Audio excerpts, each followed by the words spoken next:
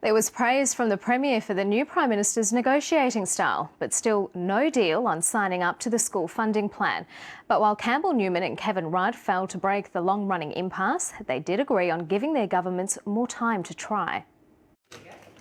Meeting for the first time as Prime Minister and Premier, trying to break the deadlock on a school funding deal.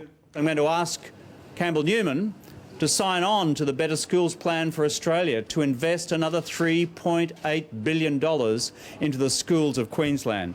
And after an hour and a half and the involvement of the state and federal education ministers, some progress. To extend the deadline to see if we can implement a Better Schools Plan for Queensland between the next 7 and 14 days. Very positive meeting. Indeed, we were not being afforded that sort of opportunity for dialogue with the senior levels of the Gillard government, and I'll call a spade and say it was a quite refreshing change in approach from the federal government. Knowing Kevin Rudd was spending the day in Brisbane, Mr Newman had sent him a letter asking him to remain flexible about negotiations with Queensland and for an additional $650 million above the 2013-14 funding allocation. The Premier won't say yet exactly what's new on the table. I'd say there's been progress on all those issues because there's been a dialogue, and we weren't getting that from Canberra before. We're getting it from the new Prime Minister.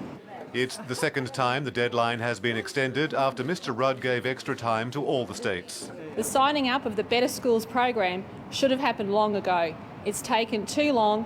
There's still no agreement either on funding for Brisbane's Cross River Rail project, but the LNP Premier and the Labor Prime Minister appear to be making progress at least. Okay, see you folks. Be good.